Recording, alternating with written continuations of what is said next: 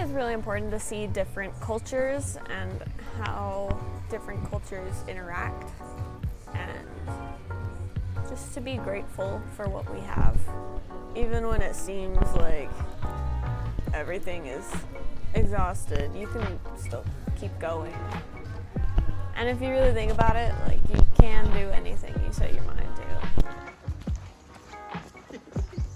Memories, so many.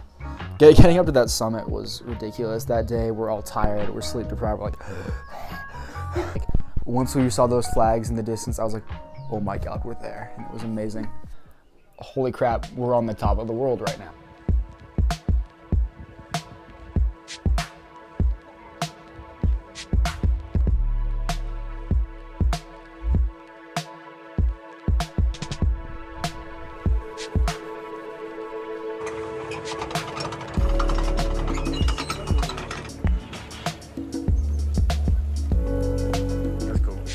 Starting our morning trek up to Throwing Pass. So it's really cool for me to like see the way other people live and just like step into their world for a little bit and realize, whoa, I don't need all of the stuff I have at home.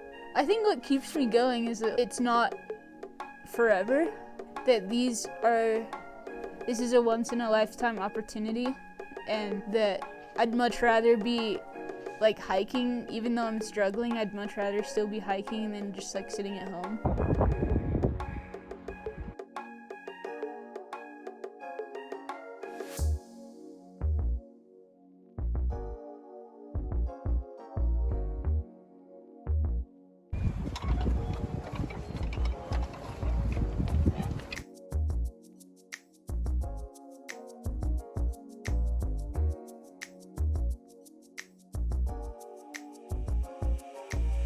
Just exploring the different cultures, seeing what's really out there in the world instead of what's in our tiny little bubble at home. You know, you see all the time, it's like, oh, it kind of feels like the entire world is the US sometimes, right? Because that's just what we hear about, it's what we're used to, right? And we go out and say, oh my God, there's so much of a world out here. There's so many different cultures, so many different people. And just taking life one step at a time and living in that present is what I've really taken away. Where else are you gonna be able to climb or walk up Annapurna, basically, look over the summit, practically die getting up there because of the ice slopes? That's something else entirely.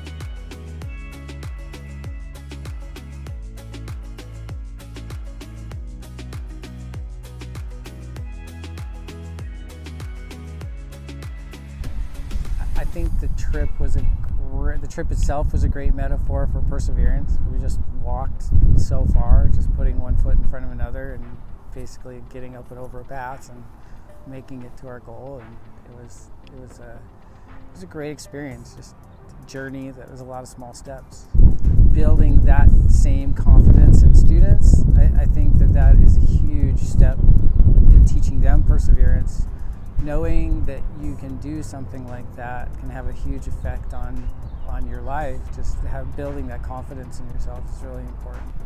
From the first hiking that we did, just our little training hikes, and then the struggles that we had just getting up little hills in Salt Lake City, and then to be able to go and walk all the way around the Annapurna. I mean, that's a huge growth experience. I mean, growth happens when you are uncomfortable, and so to go to a different country where you don't speak the language and the food isn't always the best, it's where we see the most growth in students.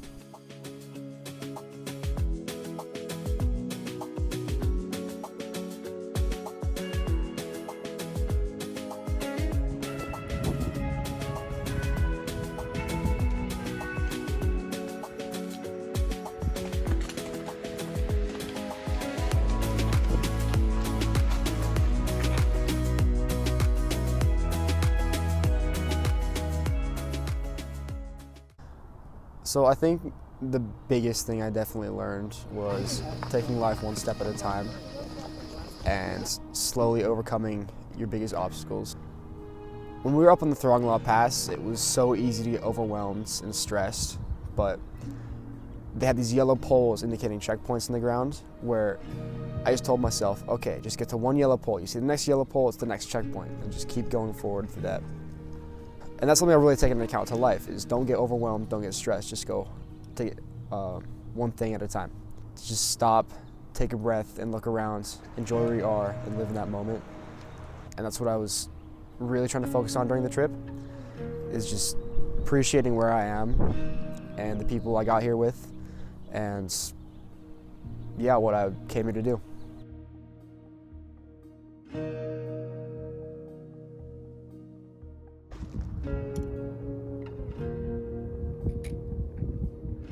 You know, from all of the trips I've been on with Rome's, I think the biggest lesson I've taken away is to just live in the moment.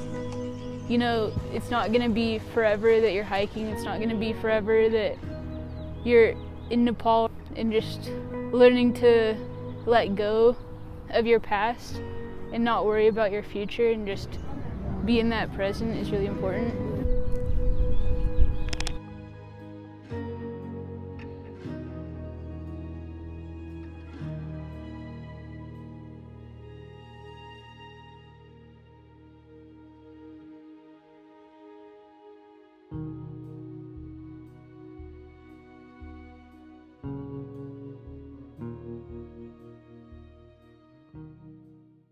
Cut!